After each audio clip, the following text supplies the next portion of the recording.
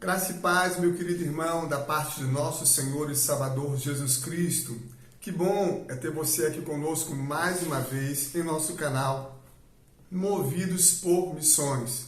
Um canal que foi criado para reverberar a causa missionária até os confins de toda a terra, assim cumprindo a ordem do nosso Mestre Jesus. É uma honra ter você aqui, meu querido irmão, minha querida irmã. Eu sou o pastor missionário Gilmar Pinheiro. Se você ainda não é inscrito em nosso canal, se inscreva, nos dê essa honra. A família Movidos por Missões está crescendo. Já chegue dando o seu like, porque assim o YouTube entende que esse conteúdo é um conteúdo relevante para que possa ser indicado também para outras pessoas. Veja, ao término da mensagem, se essa mensagem impactar o seu coração, se ela tocar aí dentro de você, compartilhe ela, permita que outras pessoas também tenham um profundo conhecimento missiológico, não é mesmo? Então, eu estou com uma série relevante demais para os vocacionados ao campo missionário. A série intitulada A Chamada. Aí nós já temos várias mensagens, e continuaremos aí acrescentando mais e mais mensagens com um único objetivo: preparar você para o campo missionário, meu querido irmão, minha querida irmã. E hoje eu quero falar um pouco da vida deste grande homem de Deus, esse grande apóstolo dos gentios, o apóstolo Paulo. Não há como falar de missões sem falar da vida deste grande homem de Deus, esse grande vulto aí estacionado no livro histórico de Atos dos Apóstolos. Aí eu convido meu querido irmão, minha querida irmã que está conosco a abrir a poderosa palavra de Deus no livro histórico de Atos dos Apóstolos, no capítulo de número 13. O versículo é o versículo de número 2. Diz assim a palavra do Eterno: Enquanto adoravam o Senhor e jejuavam, disse o Espírito Santo. Quem disse, meu irmão? O Espírito Santo. E o que ele disse? Separem-me Barnabé e Saulo para a obra que os tenho chamado. Ou seja, havia um chamamento que não partia da terra, mas que partia dos céus, um chamamento divino na vida desses homens de Deus, aqui Barnabé e Saulo. Havia um comissionamento que não era dado pelos doutos aqui, Níger, Lúcio de Cirene, Manaém, não. Foi o Espírito Santo quem disse. Disse o quê? Separa-me. Separa-me para quê? Para uma obra, ou seja, algo a ser realizado na face dessa terra, naquele devido tempo, com esses homens de Deus. Quero ressaltar aqui o posicionamento desses homens. Veja bem, o Espírito Santo disse: separem-me, olha a sequência, Barnabé e Saulo. Veja bem, meus irmãos, que o apóstolo Paulo, apesar de toda a sua capacidade teológica, antropológica, filosófica, um homem instruído, afinal de contas, aos pés de Gamaliel, um grande doutor da lei, veja como o Espírito Santo precisa resplandecer na vida de um homem de Deus, na vida de uma mulher de Deus, porque a obra não é feita por nossa capacidade, por nossa eloquência, por nosso saber, não. A obra é feita pelo poder do Espírito Santo de Deus.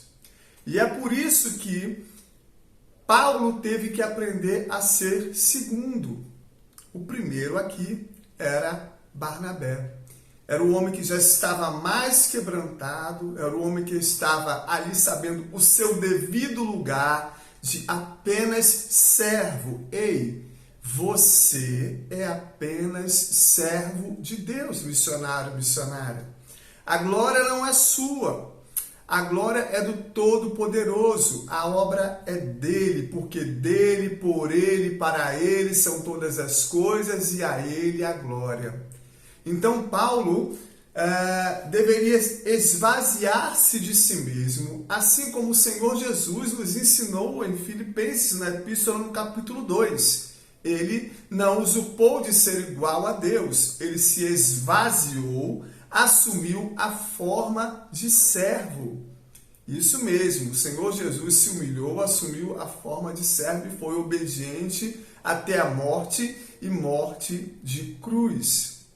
Veja, o apóstolo Paulo ainda estava ali um pouco cheio dele, com certeza. As coisas serão resolvidas porque eu sou capaz, né? Porque eu tenho a maior capacidade teológica. Não, meus irmãos, não. Então o Espírito Santo pontua aqui certinho, olha, chamem esses homens, separem esses homens, unjam esses homens. Quem?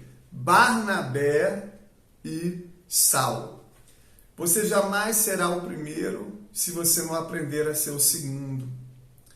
Você jamais poderá ensinar se você não sentar para aprender. E olha, tem tanta gente querendo ensinar sem ter sentado uma única vez em uma classe missiológica ou em uma classe de escola dominical. Meus irmãos, ensinar o quê? Se não temos um depósito, se não aprendemos. Então, Paulo precisou aprender a saber o seu devido lugar. Meus irmãos, este livro histórico de Atos dos Apóstolos foi dirigido a Teófilo, né? Um gentio convertido ao cristianismo, conforme nos relata Atos 1:1. E ele foi escrito ali, meus irmãos, logo depois das 3 viagens missionárias de Paulo e do seu encarceramento. Provavelmente ali, em 70 depois de Cristo. É um livro extremamente relevante, meus irmãos. É um livro documental. É um livro ali que faz um elo entre os evangelhos e as epístolas paulinas. É um livro, meus irmãos, que poderia ser muito bem chamado de Atos do Espírito Santo. Porque quando nos debruçamos sobre os evangelhos, Mateus, Marcos, Lucas e João, o Senhor Jesus é o mestre dos mestres. E 80 vezes ele é chamado de mestre nos evangelhos. Mas o Espírito Santo aqui, meus irmãos, é empregado, segundo o escritor Lucas, essa nomenclatura Espírito Santo aparece 43 vezes aqui, nesse livro histórico de Atos dos Apóstolos. É interessante, irmãos, que aqui sobressaem 2 P's, do capítulo 1 ao capítulo 9. O primeiro P, que é o Pedro, né? Um dos apóstolos de Cristo, apóstolo dos judeus, né? E aí aparece citado 53 vezes neste livro histórico. E aí nós vemos Paulo curando aquele paralítico na porta do Templo Formosa. Nós vemos Paulo fazendo um discurso e milhões de pessoas se convertendo. Nós vemos aí Paulo naquela situação de Ananias e Safira, onde ele disse, quem? Falando a Ananias, quem lhe enganou? Ou como Satanás lhe enganou para que você furtasse parte da propriedade? Então nós vemos aí, do capítulo 1 ao capítulo 9, o primeiro P, que é o Pedro. Mas logo em seguida, meus irmãos, a partir do capítulo 9 até o capítulo 28, nós vemos o segundo P, que nós estaremos falando hoje dele aqui. Paulo, o apóstolo dos gentios. Essa mensagem nossa, meus irmãos, leva o título A Metodologia Paulina, porque Paulo tinha uma metodologia ao se deslocar de um lugar para outro no plantio de igreja. E quando nós estamos falando sobre missões, nós estamos ali simplesmente, meus irmãos, nos debruçando sobre a vida desse gigante desse homem que foi aí um gigante missiológico de sua época. O seu nome aí em Atos dos Apóstolos é citado 125 vezes. 125 vezes. E quem foi o autor dessa preciosa obra? Quem foi o autor desse livro documental? Foi Lucas. Lucas, meus irmãos, ele não foi uma testemunha ocular de Jesus Cristo, dos seus feitos, dos seus ensinos, do seu martírio, né? Mas ele foi um homem muito importante, porque foi um médico e foi um historiador, um escritor, um evangelista, né? Ali nascido na cidade de Antioquia, né? E se tornou aí muito útil ao ministério missionário do apóstolo Paulo. Lucas, meus irmãos, era solteiro, ele não teve filhos, morreu aos 84 anos de idade, enforcado na Grécia. Você sabe por que ele foi enforcado na Grécia? Em uma oliveira? Por ter pregado o evangelho no sul da Europa. Ou seja, meus irmãos, a perseguição ao cristianismo sempre existiu e sempre existirá. Então hoje nós estaremos nos debruçando aqui sobre a vida deste homem e aprendendo a sua metodologia missiológica. Nós estamos diante de um grande implantador de igrejas. Afinal de contas, o apóstolo Paulo implantou igrejas na província da Galácia, na província da Macedônia, na província da Acaia e na Ásia Menor. Ele foi perseguido, meus irmãos, em Damasco, ele foi rejeitado em Jerusalém, ele foi esquecido em Tarso, apedrejado em Listra. É interessante olhar esse apedrejamento, que o apóstolo Paulo foi apedrejado em uma semana e na outra ele já estava ali na mesma cidade pregando o evangelho com um tremendo ardor que só ele possuía. Chama-se isso, segundo diz a primeira epístola aos Tessalonicenses, capítulo 1, versículo 5. Plena convicção. Paulo tinha plena convicção de que deveria estar ali naquela cidade que ele foi apedrejado. E por isso ele entra naquela cidade de novo para ali pregar novamente o evangelho, não obstante ao seu apedrejamento.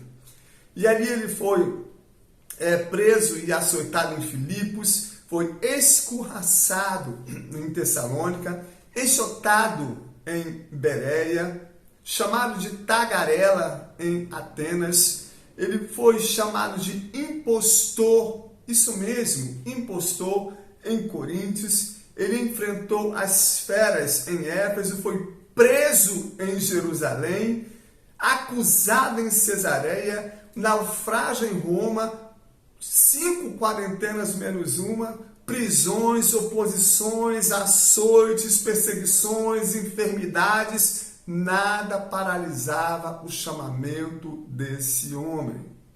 Picado por uma cobra em Malta, preso em Roma pela primeira vez, e quando ali, em virtude do incêndio de Roma, né, a mando de Nero, ele foi preso novamente, e dessa prisão em Roma, meus irmãos, ou saíam leprosos ou saía martirizado. E é sobre essa vida desse grande homem de Deus que nós estaremos nos debruçando para tirar ricos preceitos para a nossa vida quanto ao plantio de igrejas, né? Esse homem que combateu o bom combate, essa palavra combate do grego agonizomai, que quer dizer um tremendo esforço, algo extremamente árduo, né?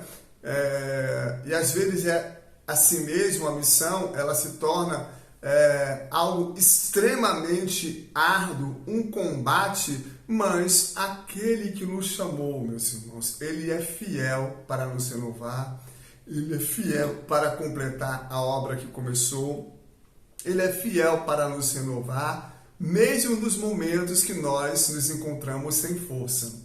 Paulo, já no fim da sua jornada, quando ele pensava que não ia ter força nenhuma, o Espírito Santo lhe apareceu dizendo: Paulo, coragem. Talvez, missionário, missionária, você está vivendo uma fase que você está precisando de coragem. Coragem para vencer os obstáculos, coragem para vencer os desafios, coragem para vencer os desertos, coragem para vencer as incertezas, coragem para vencer a falta de recursos para a sua viagem missionária, coragem para vencer aí as enfermidades, coragem para vencer as calúnias, coragem para vencer as perseguições, coragem. E foi isso que Deus disse ao apóstolo Paulo: Paulo, coragem. Então eu tenho certeza absoluta, meus irmãos, que o Espírito Santo está falando da mesma forma que ele falou a Paulo, ele está falando a mim, está falando a você. Coragem, meu irmão.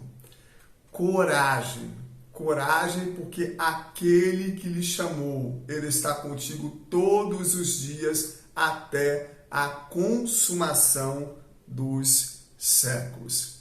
E agora sim, meu querido irmão, minha querida irmã, nós vamos entrando aí já na metodologia paulina. Fizemos aí um esboço do livro, né? Falamos um pouco sobre a trajetória desse homem, o que ele passou, o que ele suportou, né? As oposições que foram as mais severas e adversas, mas ele partiu e realizou dentro deste livro plantio de igrejas em Galácia, província, na Macedônia, em Acaia e na Ásia Menor. E aí nós vamos ver aí qual era a metodologia do apóstolo Paulo acerca da missiologia. Primeiro, meus queridos irmãos, estava arraigado aqui, no seu interior, o partir, o ir, né? É por isso que o Senhor Jesus, ele diz assim,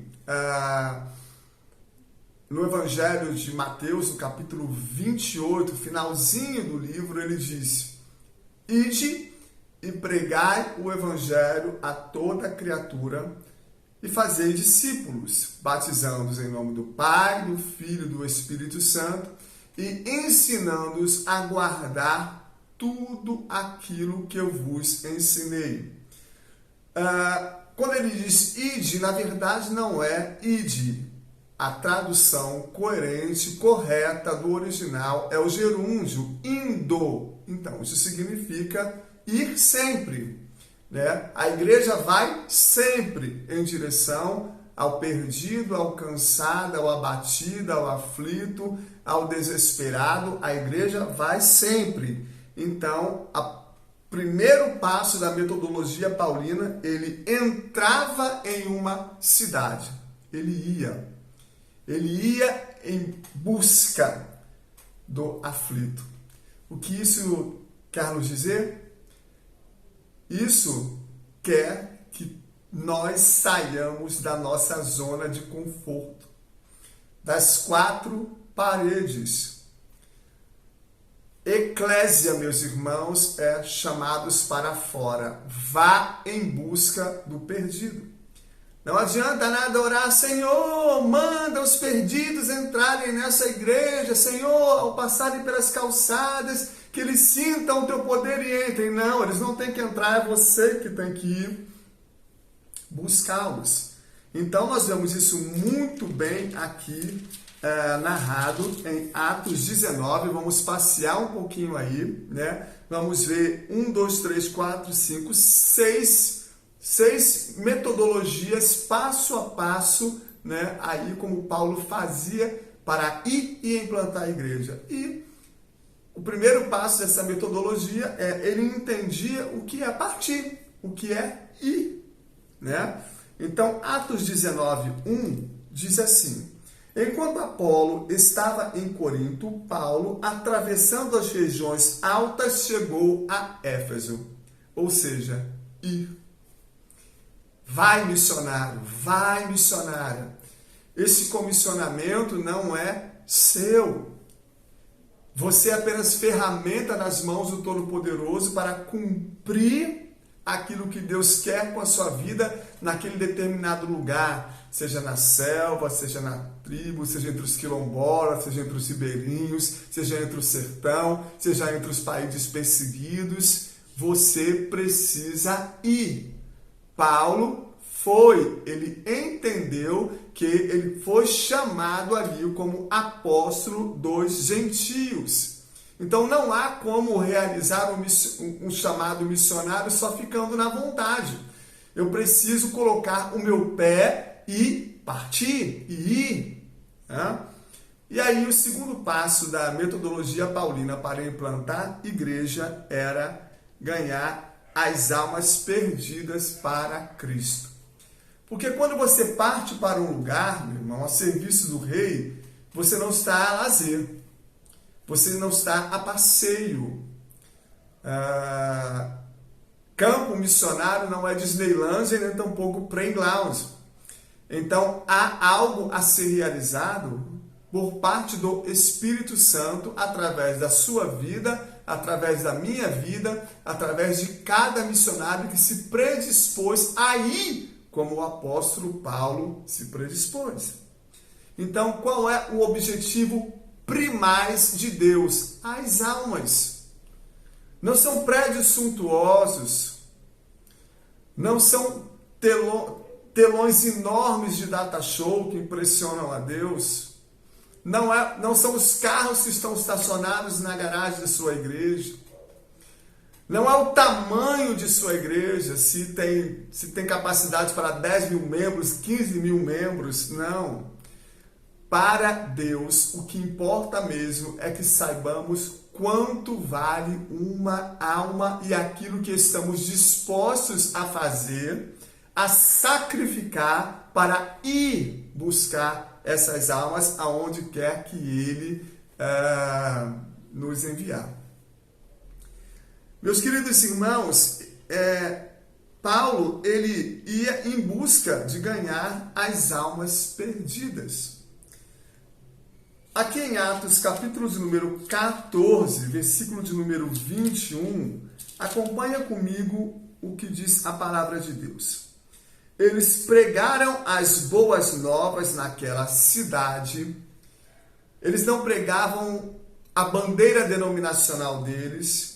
Eles não pregavam a teologia deles, se era reformada ou pentecostal.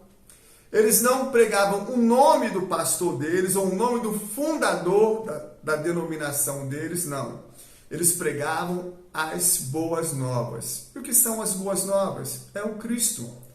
O Cristo é a cultura, o Cristo é o Evangelho, o Cristo é a salvação, o Cristo é a porta, o Cristo é o bom pastor, o Cristo é a luz do mundo, o Cristo é o pão vivo que desceu dos céus, o Cristo é o caminho, a verdade e a vida, o Cristo foi quem rompeu a barreira da inimizade que havia entre Deus e os homens. E, portanto, é o Cristo que nos concedeu a vida eterna pelo poder que há no seu sangue. Então, eles pregavam as boas novas de salvação, conforme diz aqui, Atos 14, 21, naquela cidade e fizeram muitos discípulos.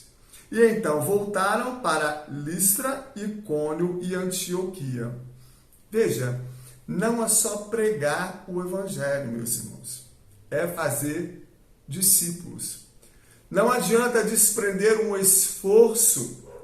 Não adianta dormir em chãos de escola. Não adianta dormir em selvas. Se não houver quem discipule depois essas vidas, honrando assim o seu esforço.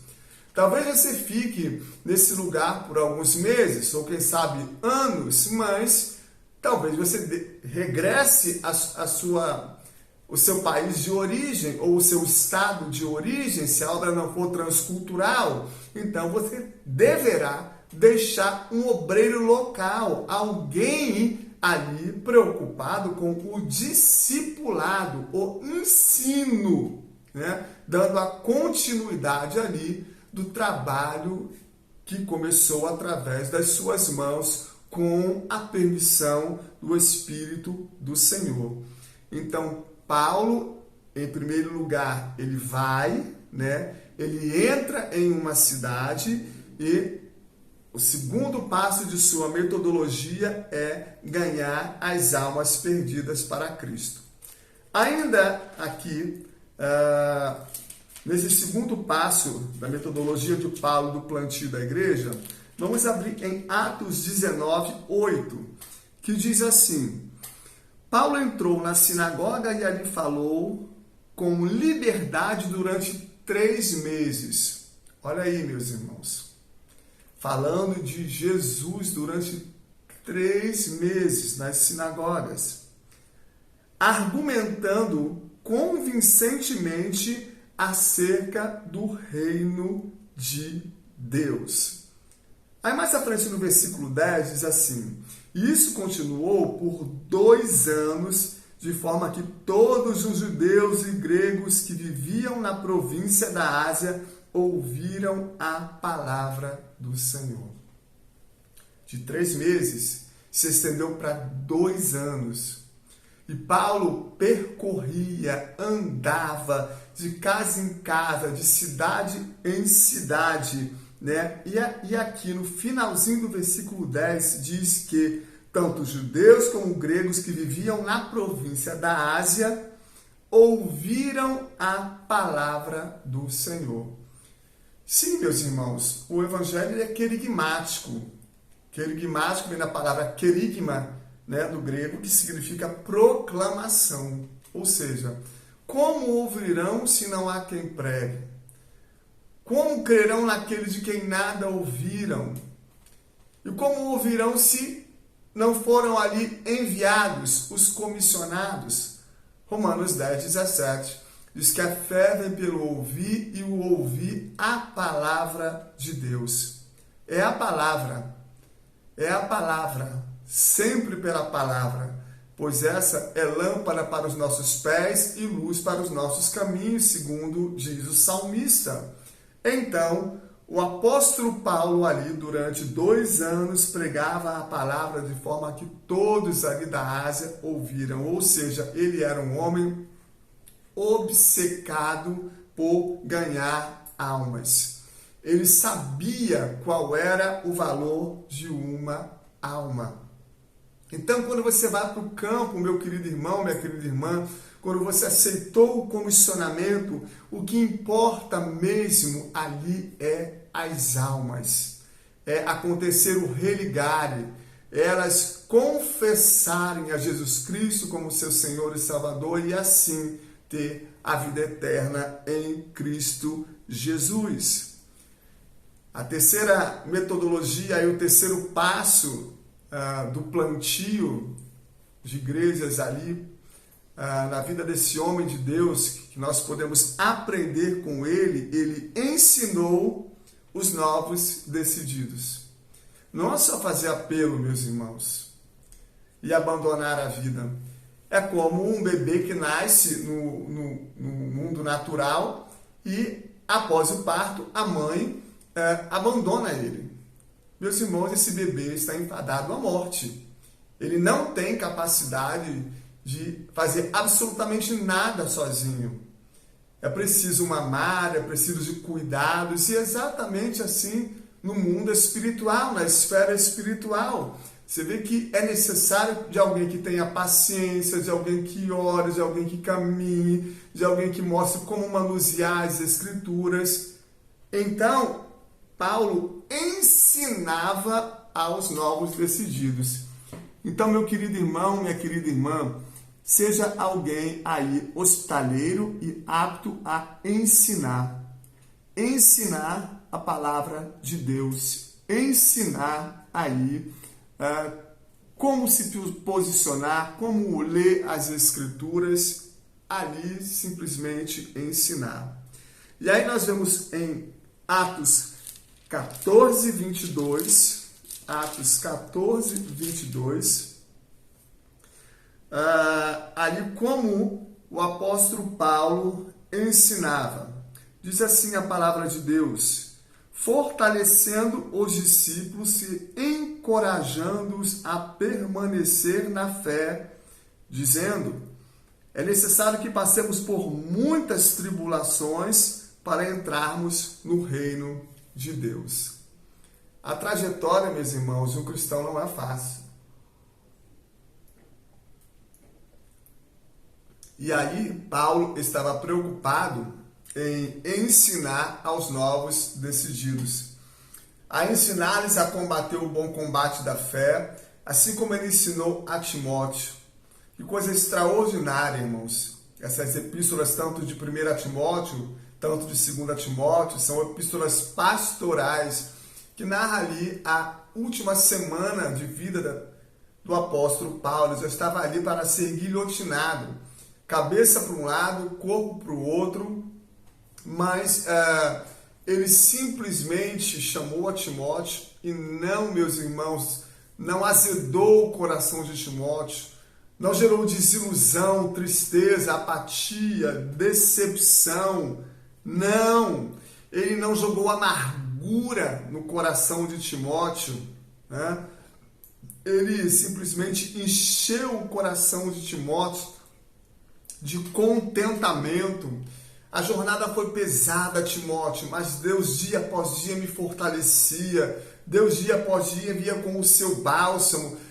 Dia após dia vinha a provisão. Quando eu pensava que tudo estava acabado, ele vinha e me encoraja. Ele que me apareceu e me disse coragem. Ou seja, meus irmãos, ele arrancava ali do meio das lutas sempre um motivo de gratidão. Sabe por quê? Porque a luta, meus irmãos, não era dele. A luta era do próprio Deus que estava guerreando através da vida dele, né? Então, meu querido irmão, minha querida irmã, Deus sempre estará conosco. E aí, Paulo, preocupado, ele ensinava aos novos decididos. É o terceiro passo da sua metodologia no plantio de igrejas. A quarta metodologia de Paulo, ele treinou e equipou líderes locais. Veja, a visão de Paulo é que ele deveria partir, deveria ir, né? Então, meus irmãos, ele simplesmente preparou obreiros cristãos locais para que cuidassem ali, meus irmãos, da obra que ele havia começado. Então ele treinou. Veja, missionário e missionária, você é alguém que vai treinar a nova geração. Você é alguém que vai passar todo o conteúdo, toda a bagagem, tudo aquilo que você tem, né? Paulo, meus irmãos, ele morreu seco, ele ensinou absolutamente tudo, sem medo de nada, sem medo de ninguém, que alguém fosse ocupar o seu lugar, ou que alguém fosse ser melhor do que ele. Meus irmãos, nós temos o nosso valor singular para Deus. O que é nosso, ninguém pode roubar. Veja, a roupa de José só dava em José, não dava nos seus irmãos. Não adianta eles quererem colocar aquela túnica, porque não cabia neles. Cada um tem um jeito, cada um tem um talento, cada um expõe o evangelho dentro de sua metodologia, mas não tenha medo de ensinar. Hoje mesmo eu estava conversando com um jovem, como eu o auxiliei nessa área missiológica, como eu gerei paixão dentro do coração dele e vejo ele indo aos campos missionários agora. Isso me dá uma alegria tremenda. E eu falei, glórias a Deus, porque Deus, em sua graça e misericórdia, me capacitou para incendiar o seu coração. Então é isso, meus irmãos, treine pessoas, treine líderes, né? E aí, em Atos 20, aqui nós vemos Paulo treinando como esta quarta etapa de sua metodologia aí no plantio de igrejas. Atos 20, 17 a 21. 17 a 21 diz assim a palavra de Deus: de Mileto, Paulo mandou chamar presbíteros da igreja de Éfeso, quando chegaram, ele lhes disse: vocês sabem como vivi todo o tempo em que estive com vocês. Desde o primeiro dia em que cheguei à província da Ásia, servi ao Senhor com toda a humildade, com lágrimas, sendo severamente provado pelas conspirações dos judeus. Vocês sabem que não deixei de pregar-lhes nada que fosse proveitoso, mas ensinei-lhes tudo, veja, tudo, publicamente, de casa em casa. Olha que extraordinário, irmãos. O apóstolo Paulo era um homem apto a ensinar. Você, missionário e missionária, deve ser alguém apto a ensinar. Ensine aos jovens o amor pelas almas, o amor por missões. Revele a eles as estatísticas missionárias alarmantes e aí você vai estar capacitando alguém para continuar o plantio de igrejas. A quinta metodologia de Paulo quanto ao plantio de igrejas e treinamento de novos missionários, ele organizou a igreja, escolheu anciãos. Ele organizou ali a igreja e escolheu anciãos. Veja Atos 14, 23, diz assim a palavra do nosso Deus. Paulo e Barnabé, designando-lhes presbíteros em cada igreja, tendo orado e jejuado, eles os encomendaram ao Senhor em quem haviam confiado. Ou seja, meu querido irmão, minha querida irmã, é necessário que ali, de acordo com os membros que vão se convertendo naquele devido lugar, naquele povoado, naquela tribo, é necessário que surja uma igreja. E é necessário que alguém dê continuidade a esse trabalho.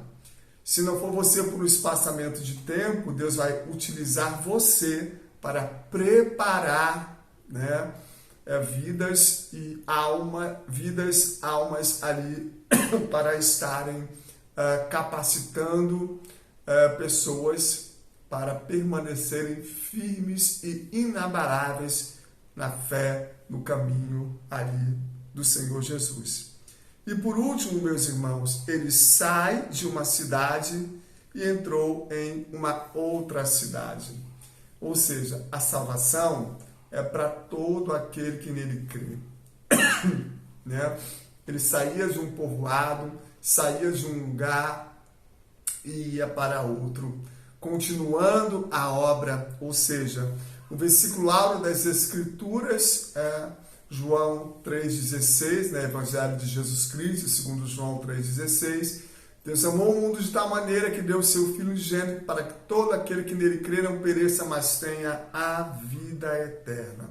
Então Paulo sai da cidade que ele evangelizou, que ele ensinou, que ele pregou e vai ali em busca de uma nova cidade, novas pessoas que ali venham escutar o Evangelho e a palavra do Todo-Poderoso.